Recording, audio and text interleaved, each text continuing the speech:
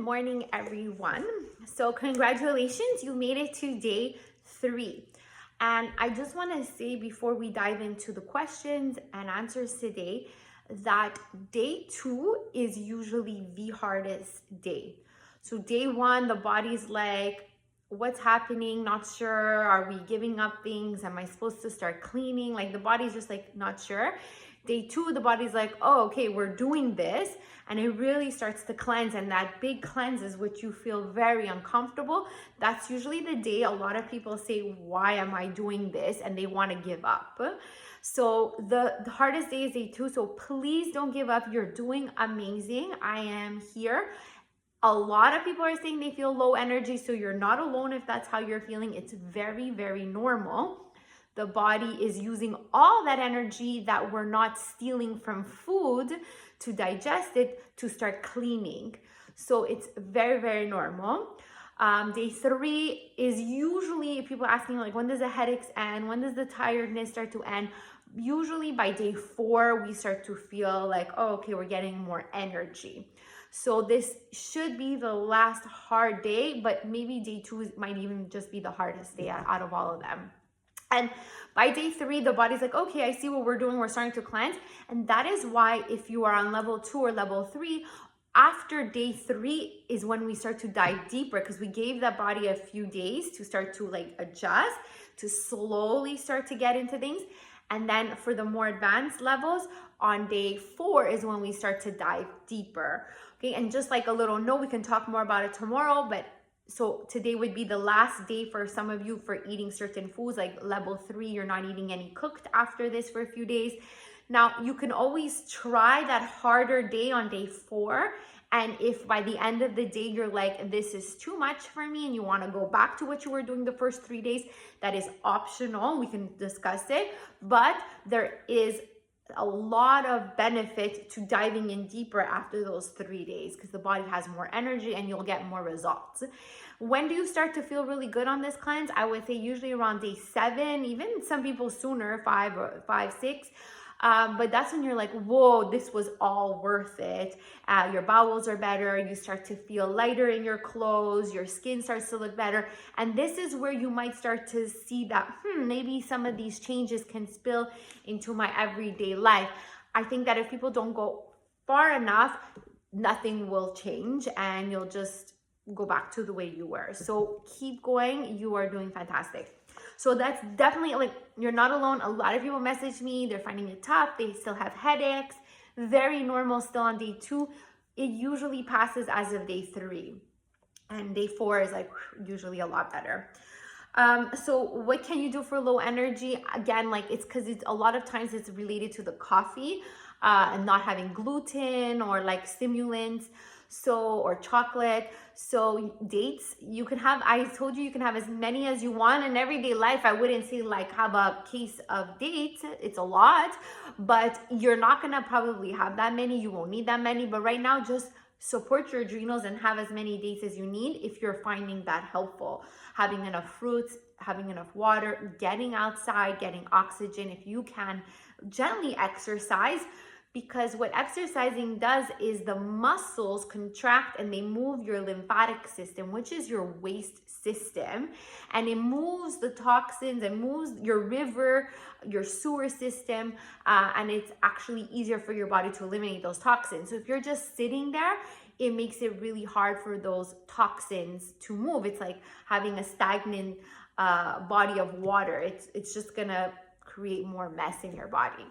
So exercise, even if you're tired, a gentle walk could be helpful. Some light yoga stretches, anything to just get the body moving. Even a really nice hot shower followed by like a cold blast could also help move your lymphatic system. And so other things that you can do if you are not used to like moving the lymphatic system is also dry skin brushing. So where you're taking a dry brush and you're just brushing your skin to move your lymphatic system. So you can like YouTube so many videos on like how to dry skin brush. If that's something you're interested in, we can definitely talk about it more this week. You can do like legs up the wall. So you just bring your legs up a wall, you lie down, you get the blood to drain from your feet. That's also really helpful for your lymphatic system. You can get a lymphatic massage if you have the time. Also inversions, if you're into yoga, like any type of like headstand, even like a downward facing dog where you're getting the blood to flow in the opposite direction, could be really helpful for your lymphatic system. And any type of like hot and cold therapy as well. So if you're going to the spa and you're doing like a really hot sauna and you're sweating, amazing for detoxification, and then followed by like a really cold bath, and you can alternate between the two, amazing for moving your lymphatic system. So those are all things that could help you feel better faster, besides talking about food. So the other thing I got was you might be feeling colder than usual. It's very normal, and that is why, one of the reasons why I don't do this in the winter. I usually only do it in spring or summer, because when you're eating more living foods, your body temperature naturally drops. When there's a lot of fermentation and rotting in the body, it's actually bubbling up and creating more heat in your body. So you're used to that heat, which is actually maybe not a good source of heat. And so now that there's less fermentation and rotting in your body, you're feeling colder. So I don't do this in the winter because I don't like that feeling that much, but it's normal. So what I would suggest is wear more clothes, drink lots of hot teas, take a hot shower, and it will pass, but it is normal. And people who live more of this lifestyle tend to be a little bit colder, and yeah, so it's like something you would have to actually get used to, is being a little colder. I think over time you don't feel it anymore. And the other thing is, some people say, you know, as humans, we were really meant to live close to the equator, closer to where it's really hot, closer to the ocean, closer to tropical, more fruits. And that's how we were meant to be living. So we were technically meant to be living in a warmer climate. Humans are really good at surviving in harsh conditions, but it doesn't mean that we're thriving with where we live. And technically, if we're living a more cleansing lifestyle, it would be more beneficial to live in a warmer climate. So just throwing that out there. So some people had asked me about fat, like why we are not having fat during, like, for certain hours. So it is the liver that has to produce bile to break down fats. So every time I eat fat, which is anything that is not a raw fruit or vegetable, pretty much, my body has to ask my liver to go to work and make bile to break down fat. So every time I eat fat, my liver has to go to work. But my liver is also my filter system of the body. The liver is responsible for taking the blood after I eat and filtering and cleaning it out. So making sure that, you know, there's no poisons that enter into my blood and circulate everywhere, that there's no medications going everywhere where it's not supposed to go. Making sure that there's no like bacteria, viruses, or pathogens that are going to go everywhere. Making sure heavy metals don't go everywhere, and any environmental pollution and toxins.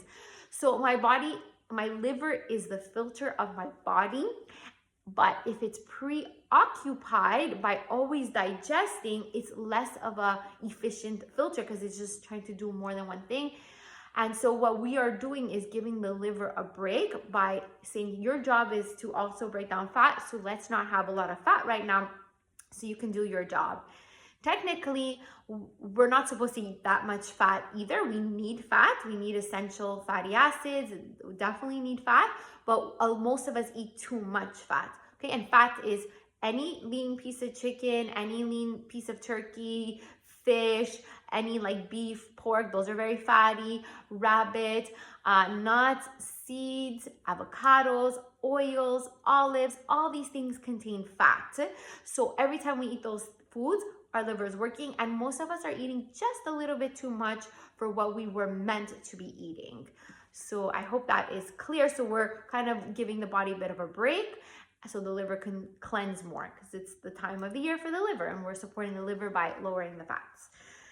And some people ask me about colonics. So if you don't know what that is, it's like a colon cleanse or hydrocolon therapy, and you go see a specialist for that, and they are doing a bowel cleansing. So if that's something you're interested in, I could explain it further.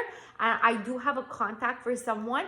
It does help with all the headaches, the low energy, all the detox symptoms, because what we're doing with a colonic is just like taking a lot of waste out of the body, and it's basically the waste that is making you feel bad. So that was it for today. Keep going. I know this is hard. Like we talked about on the call this morning, for me too, coffee is the hardest thing. I love my morning coffee. I love my ritual, even though I know it's acidic, it's dehydrating, and blah, blah, blah, blah. I love the taste. I love the ritual. And for me, the coffee is by far the hardest. So if you're doing it, keep doing it. It will pass, I promise you. And it's like less bloating, clear skin, feeling leaner in your body are all on the other side. So that's it. Have a great day. Send your questions if you have any other questions. Keep going.